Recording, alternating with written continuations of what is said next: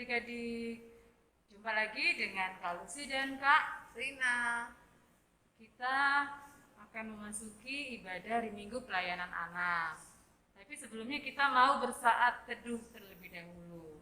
Bagaimana sikap saat teduhnya? Semuanya lipat tangan, tundukkan kepala. Kakak hitung 1, 2, 3, saat teduh dimulai. Saat teduh selesai.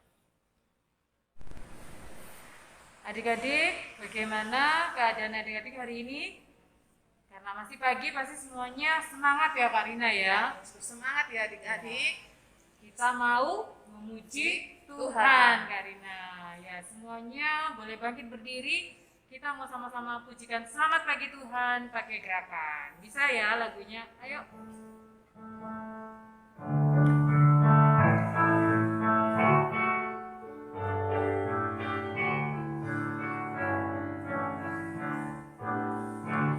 Selamat pagi Tuhan, syukur terima kasih. Tuhan sudah jaga saya tiap hari. Matahari bersinar, burung-burung bernyanyi, bertambah indahnya. Adik-adik, sebagai anak-anak Tuhan, kita harus tetap taat, setia, juga melakukan firman Tuhan. Nah, mari sama-sama kita pujikan lagu TAAT Taat pakai gerakan, kita nyanyikan 2 kali ya.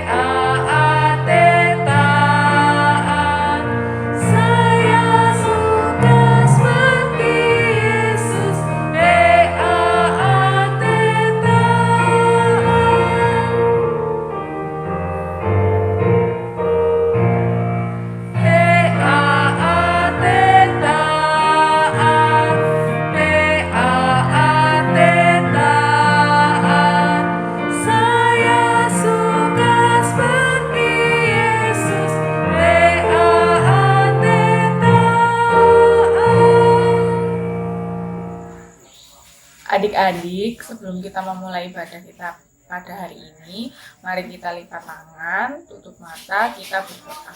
Ya Bapa yang baik, terima kasih ya Tuhan buat kasih karunia-Mu, buat segala berkat yang sudah Engkau berikan dalam kehidupan kami.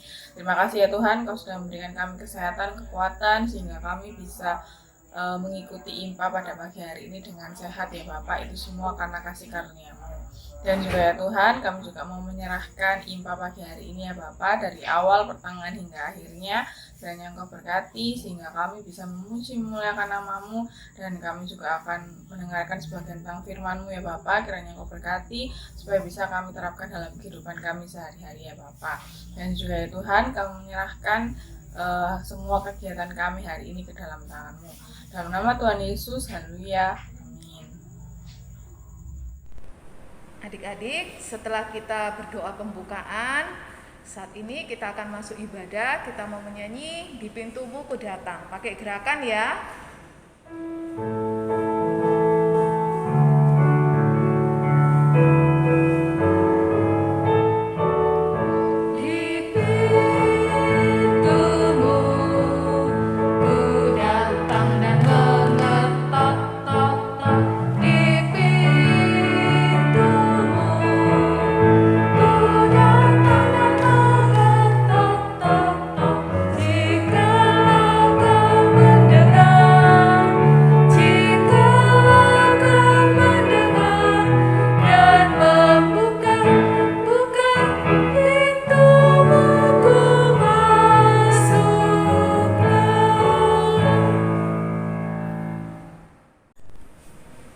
Adik-adik, seperti lagu kita yang TAAT Taat, kita juga harus mendengar akan apa ya Kak? Firman Tuhan. Betul. Nah, untuk itu kita pun juga harus menjadi anak-anak yang baik. Kita harus melakukan setiap firman Tuhan yang kita dengar dari kakak-kakak yang bercerita. Adik-adik, mari kita menyanyi anak sekolah minggu dengar-dengaran. Pakai gerakan ya.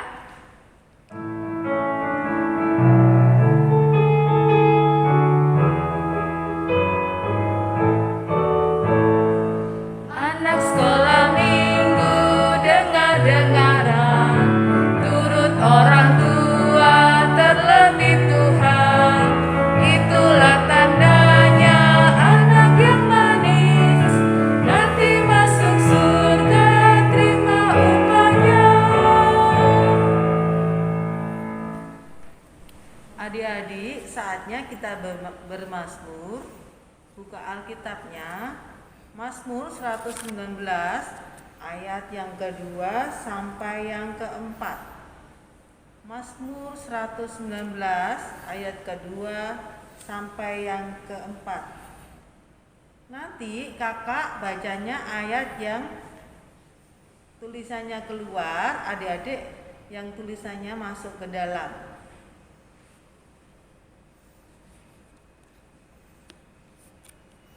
Mazmur 119 ayat 2 sampai yang keempat.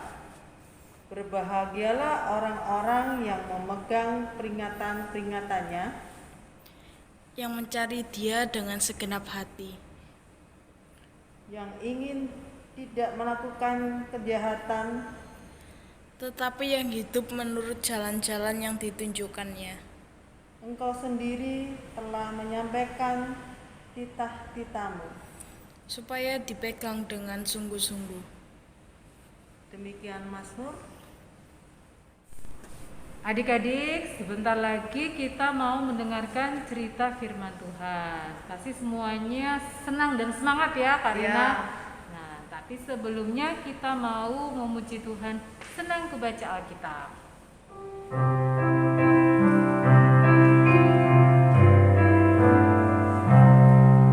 Senang ku baca Alkitab, yaitu firman Allahku, pedoman hidup yang benar, sempurna dan kudus. Sekali lagi adik-adik.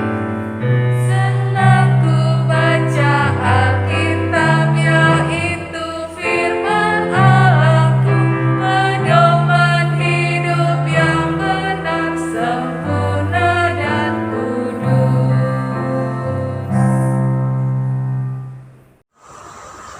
Adik-adik, sebelum kita mendengarkan cerita firman Tuhan, mari kita lipat tangan, kita mempersiapkan hati kita sama-sama. Mari kita berdoa. Selamat pagi Tuhan Yesus, sebentar lagi kami akan mendengarkan cerita firman Tuhan yang disampaikan oleh kakak layan kami.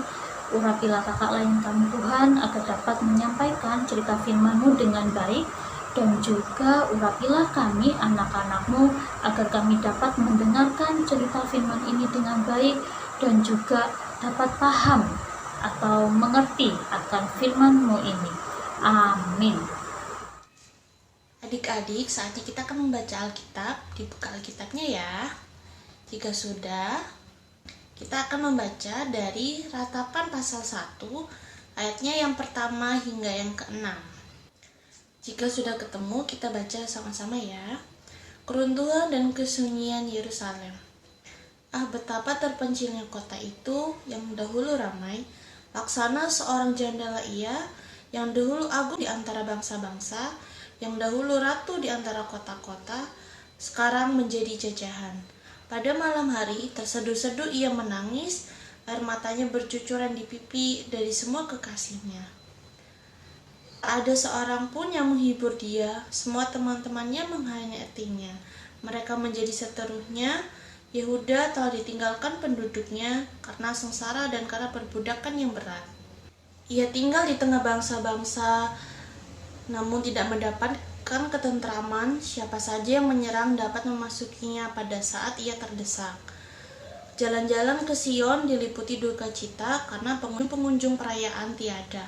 Sunyi senyaplah segala pintu gerbangnya, berkeluh kesalah imam-imamnya, bersedih pedih darah-darahnya, dan sendiri pilu hatinya. Lawan-lawan menguasainya, seterusnya berbahagia. Sungguh Tuhan membuat menara karena banyak pelanggarannya, kanak-kanaknya berjalan di depan lawan sebagai tawanan. Lenyaplah putri Sion segala kemuliaannya. Pemimpin-pemimpinnya bagikan rusa yang tidak menemukan padang rumput. Mereka berjalan tanpa daya di depan yang mengejarnya. Shalom adik-adik. Nah, tadi kita sudah mendengarkan atau adik-adik sudah mendengarkan bacaan firman Tuhan pada pagi hari ini, yaitu yang terambil dari kitab Ratapan pasal 1 ayat 1 sampai 6. Nah, jadi adik-adik di cerita kitab Ratapan itu menceritakan sebuah bangsa ya, bangsa Israel, yang mana di kota Yerusalem saat itu bait Allahnya dihancurkan oleh Allah. Nah, kenapa tuh dihancurkan? Bangsa Israel emangnya berbuat apa sih Kak? Kok sampai bait Allahnya itu dihancurkan oleh Tuhan? Nah, di sini Kakak punya gambarnya nih. Gambar bait Allah yang dihancurkan.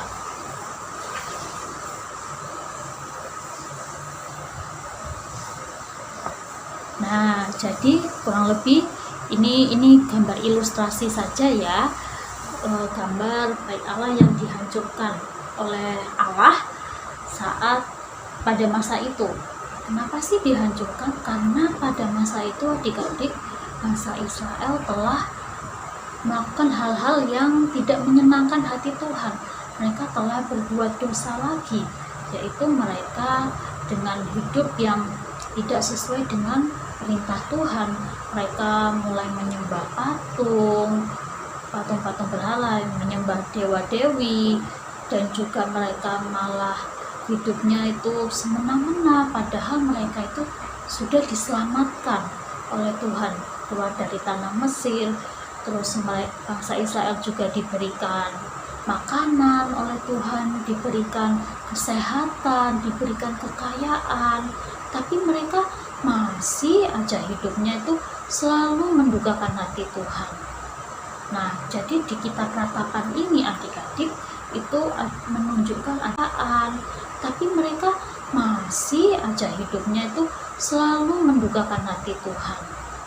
Nah, jadi di kitab Ratapan ini adik-adik itu menunjukkan ada kitab yang menunjukkan sebuah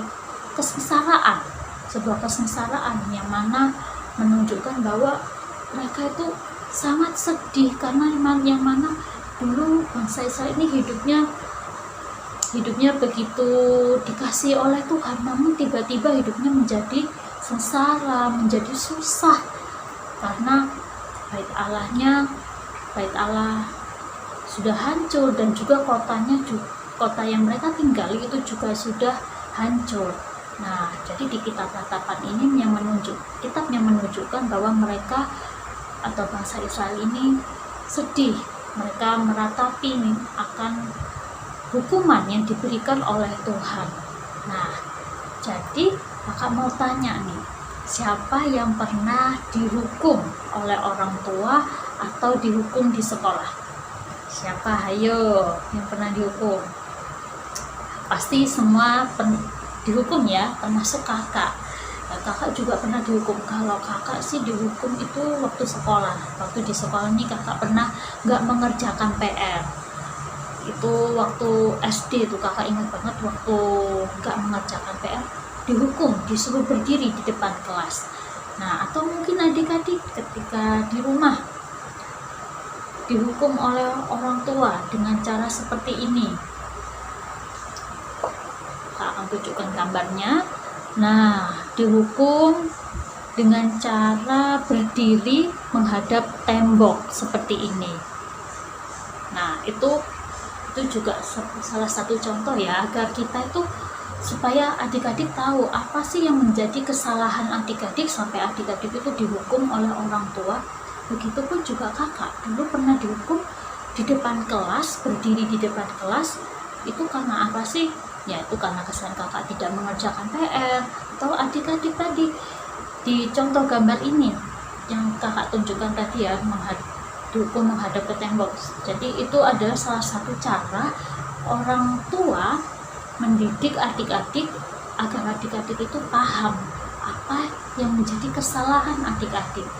Jadi yang namanya hukuman itu nggak selalu membuat memang sih hukuman itu terdengar seram ya adik-adik, gak enak.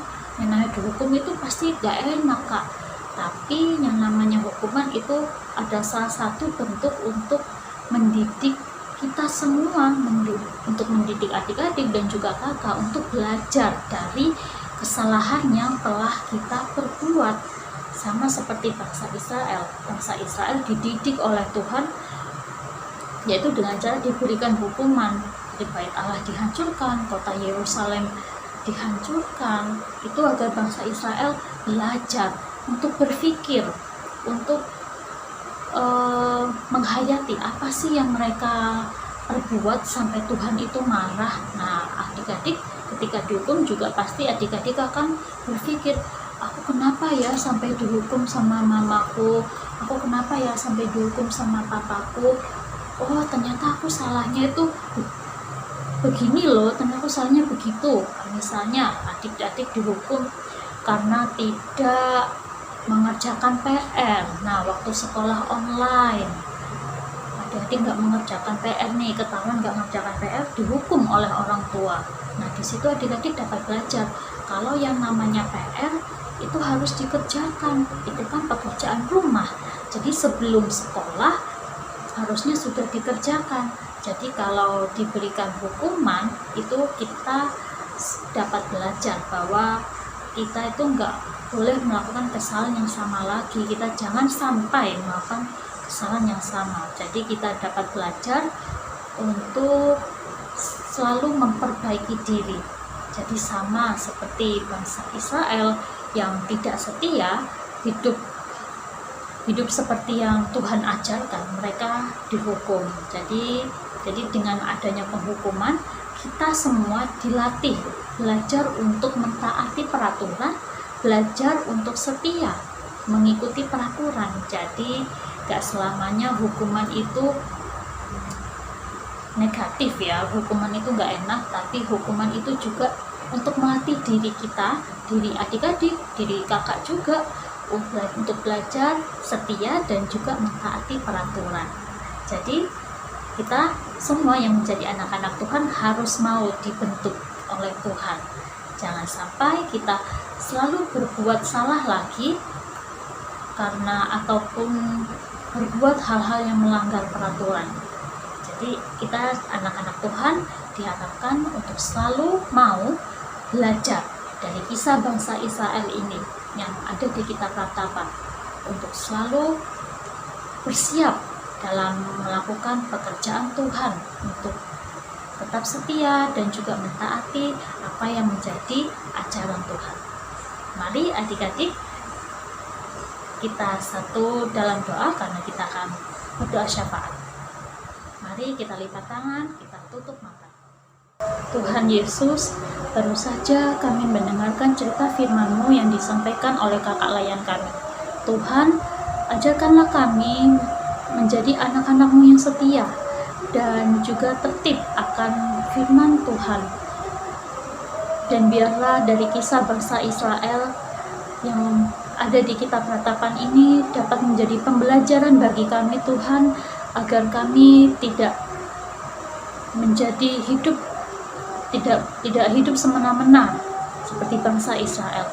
Tuhan, kami berdoa bagi anak-anak kami yang telah memasuki usia sekolah, kiranya Tuhan sertai mereka ke dalam kegiatan mereka masing-masing 1 minggu ke depan, dan biarlah Tuhan berkati agar anak-anak kami ini di sekolah dapat menjadi anak-anak yang cerdas, anak-anak yang berprestasi hingga membuat orang tua dan keluarga mereka bangga.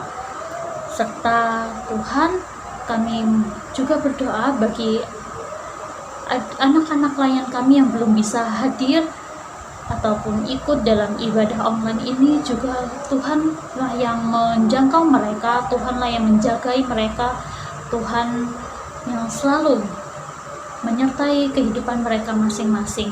Kami juga mendoakan bagi orang tua, adik layan kami, dan juga maupun keluarga adik klien kami. Kiranya Tuhan berkati dalam kesehatan, dalam pekerjaan, dan juga agar kiranya mereka selalu dapat membimbing adik-adik klien kami ini. Tuhan, kami menyerahkan seluruh kehidupan dari adik klien kami, agar kiranya mereka selalu berjalan sesuai dengan perintah Tuhan. Biarlah Roh Kudus-Mu saja Tuhan yang membimbing kehidupan mereka. Inilah doa kami Tuhan yang kami alaskan dengan doa yang telah Kau ajarkan. Bapa kami yang ada di surga, dikuduskanlah nama-Mu, datanglah kerajaan-Mu, jadilah kehendak-Mu di bumi seperti di surga. Berilah kami pada hari ini makanan kami yang secukupnya, dan ampunilah kami akan kesalahan kami, seperti kami juga mengampuni orang yang bersalah kepada kami. Dan janganlah membawa kami ke dalam percobaan, tetapi lepaskanlah kami daripada yang jahat. Karena Engkaulah yang punya kerajaan dan kuasa dan kemuliaan sampai selama-lamanya. Amin. Adik-adik, tiba saatnya kita akan memberikan persembahan. Persembahan adik-adik bisa dititipkan kepada orang tua untuk diserahkan ke gereja. Sambil mengiringi persembahan, kita mau menyanyi Aku Bawa dan Berikan.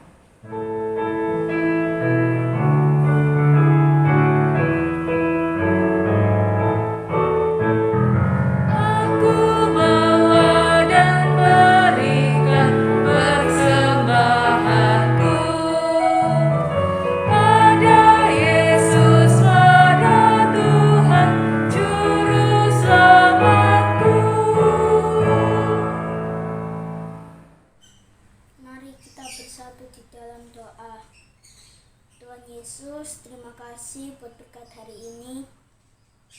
Kami ingin memberikan persembahan. Berkatilah persembahan ini agar bisa menjadi berkat untuk sesama dan untuk pelayanan. Terima kasih Tuhan. Haleluya, amin. Adik-adik, sebentar lagi ibadah akan selesai. Namun sebelumnya, mari kita pujikan tiap orang yang mendengar. Pakai gerakan ya adik-adik.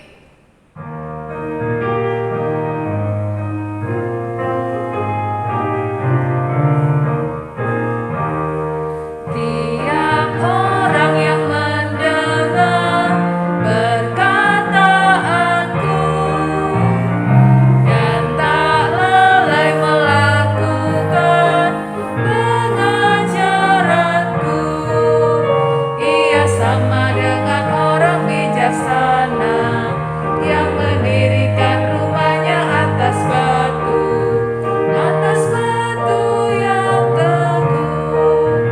Lalu turunlah hujan, datanglah angin, air melanda rumah itu. Tapi rumah itu tak rubuh syukur. Adik-adik, sebelum kita mengakhiri ibadah kita akan menerima berkat Tuhan. Kita akan doa berkat atau doa penutup. Mari kita satu dalam doa.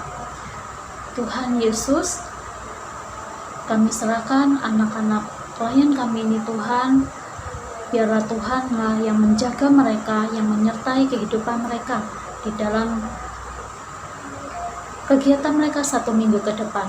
Tuhan, biarlah anak-anak kami ini dapat menjadi anak-anak terang di kehidupan mereka. Dan biarlah apapun kegiatan yang mereka lakukan, itu adalah sebagai bentuk pelayanan bagi Tuhan dan dapat memuliakan nama-Mu. Tuhan Yesus, inilah doa kami Tuhan. Kami mohon berkat untuk agar anak-anak kami menjadi anak-anak yang hebat dan juga dapat membanggakan orang tua, keluarga, mau terlebih lagi membanggakan nama Tuhan.